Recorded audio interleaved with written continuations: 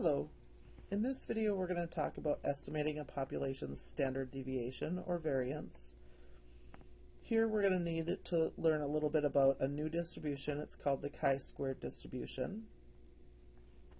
So in a normally distributed population with a variance of sigma squared, if we randomly select independent samples of size n, and for each sample compute the sample variance s squared, the sample statistic chi-squared is equal to n minus 1 times the sample variance divided by the population variance.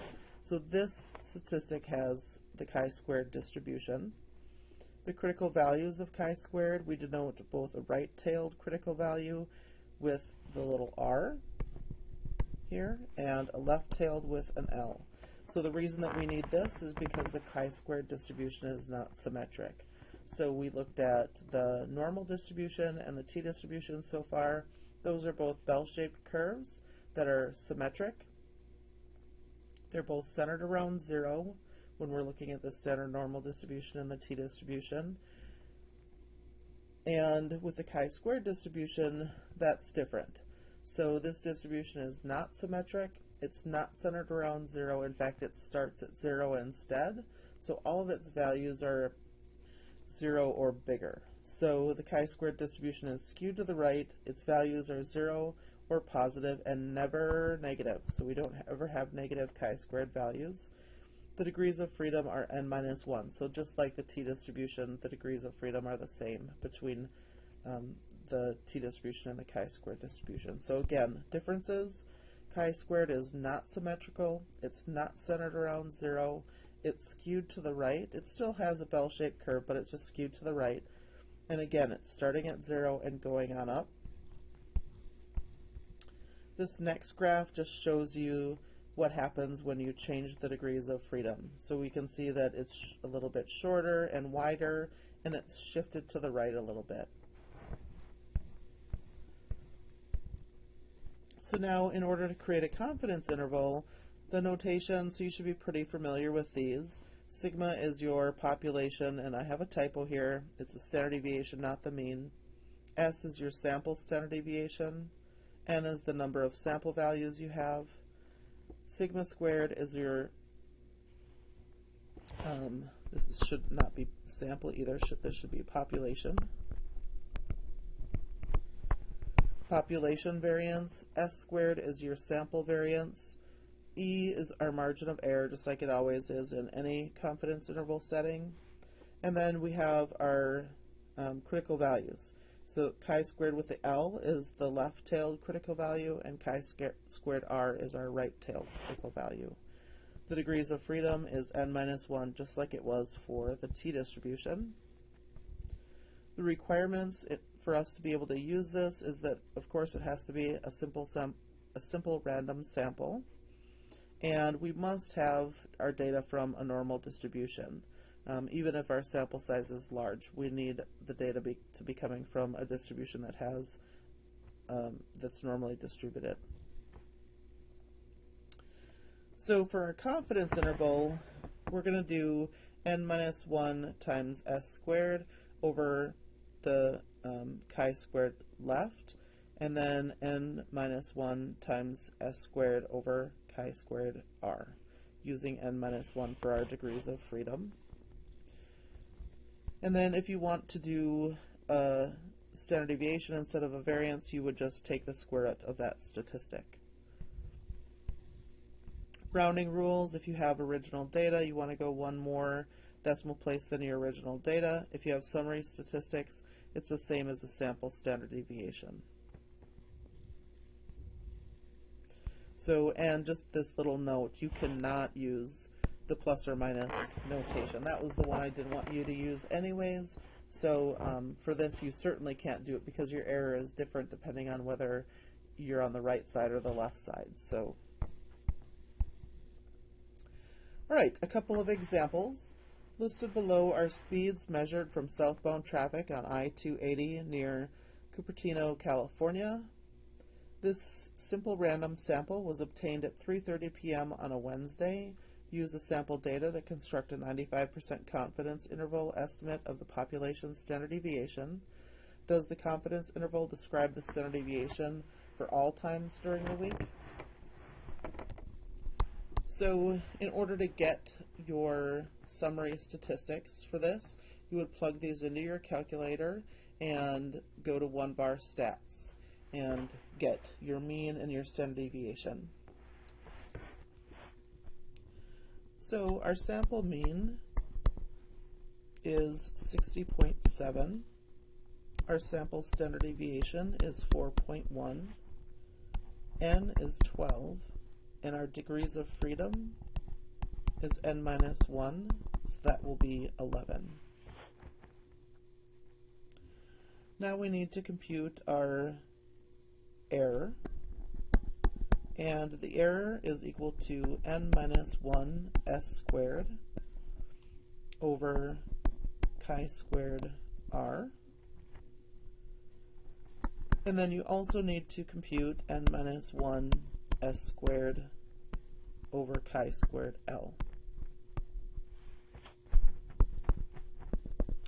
So the n minus 1 s squared is going to be the same for both of these. It's going to be 11 times 4.1 squared.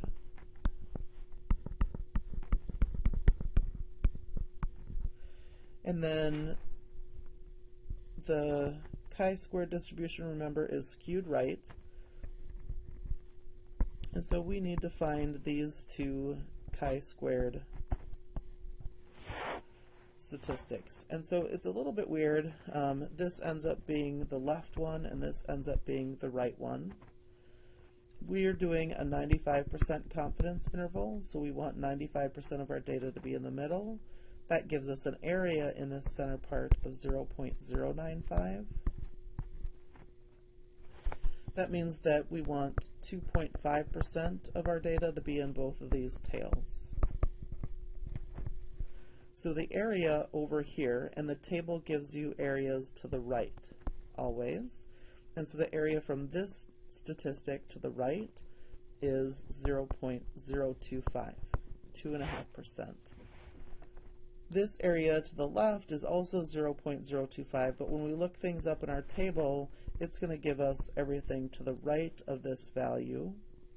So that's going to be this 0.95 plus this 0.025.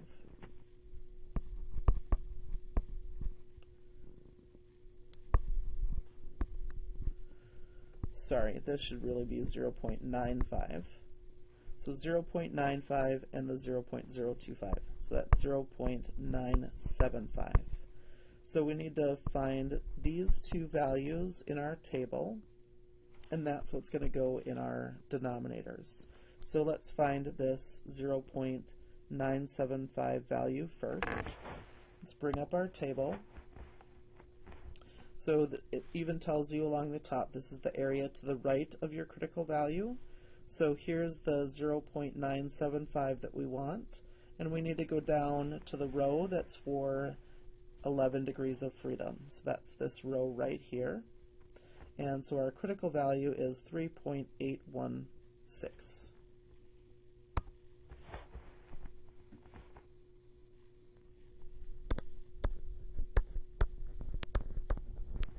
Now we need to find the critical value that is associated with having an area to the right of 0.025. So let's bring up our table again. And now we need to find the 0.025 is right here. Go down to the row with 11 degrees of freedom. So that's this row here. And so our critical value is 21.920.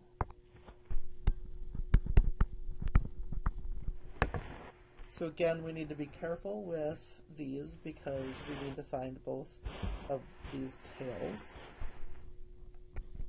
So the first error that we get is 48.456. And this is for sigma squared. We want sigma, so we need to take the square root of this.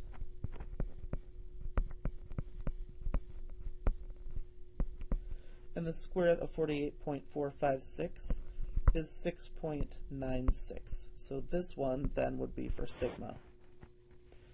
So do the same thing. You're going to divide by 21.92 this time, and that gives you 8.436.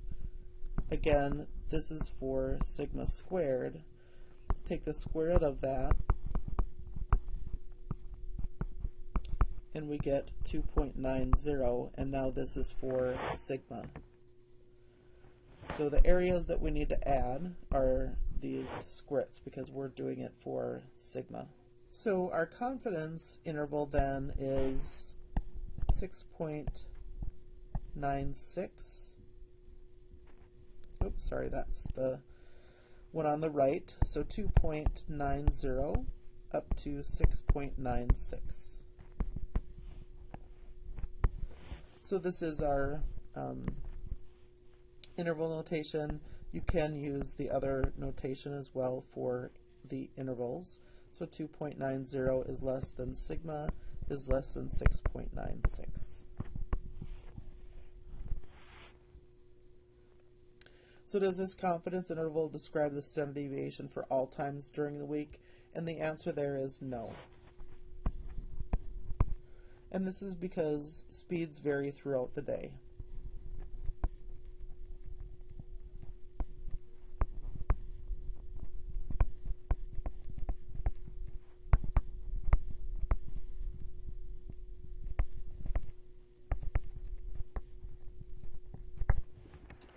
So since speeds vary throughout the day, this is only going to give us information about weekdays at 3:30 p.m. and nothing else.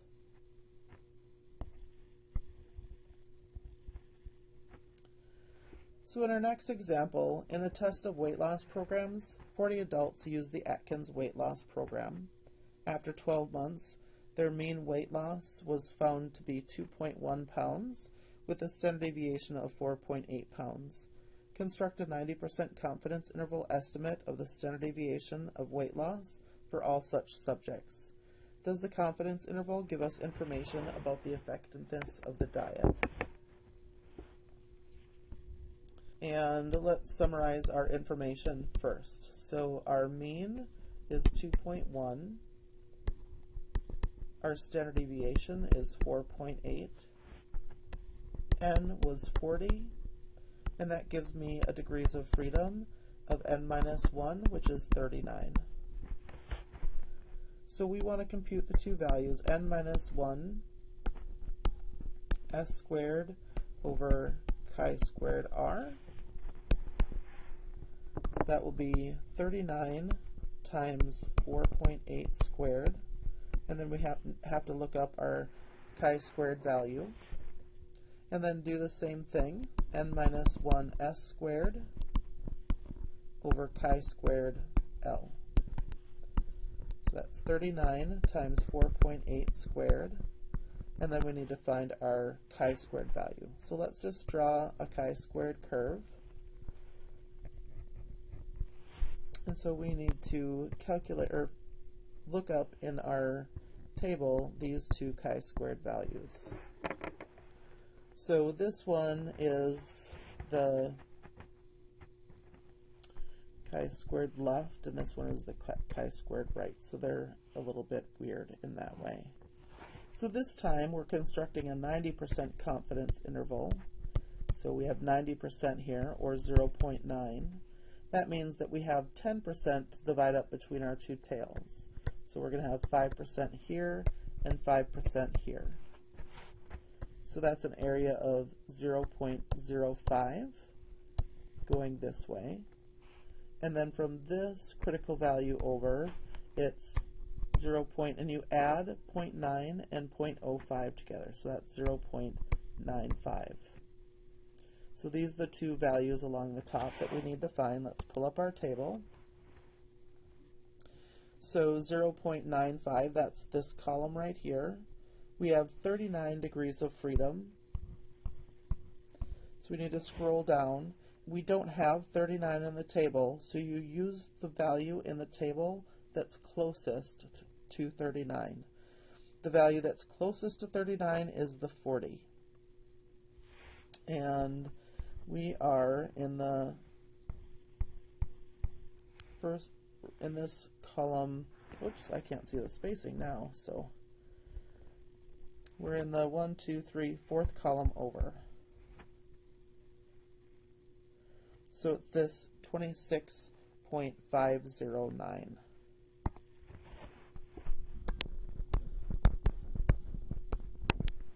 And then we'll figure out our other critical value. So pull up the table. That had 0.05 as an area to the right, so that would be this column here. And we have 40 degrees of freedom. So that's this 55.758.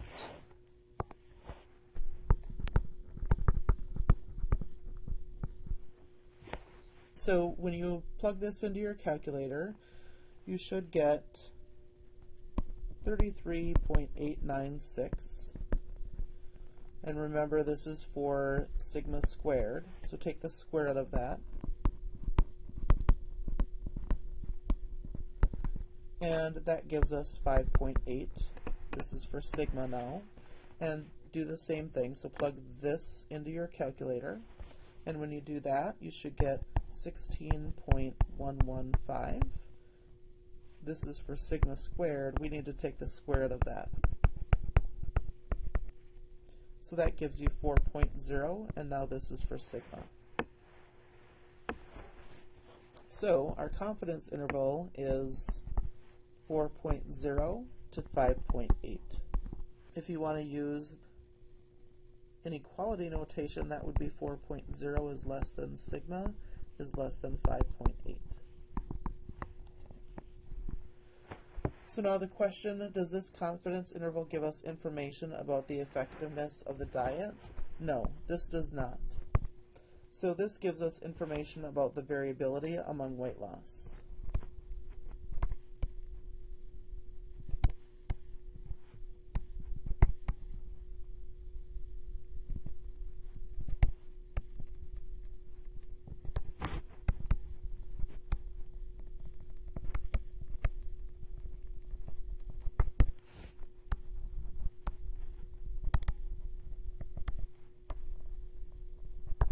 It does not tell us any information at all about how much the subject's weight, how much the weight of the subjects went up or down. It just tells us how spread out that weight loss was amongst the subjects. So, so this does not give us information about the effectiveness of the diet. If you have any questions about anything, let me know, and I hope you're having a wonderful day. Thanks.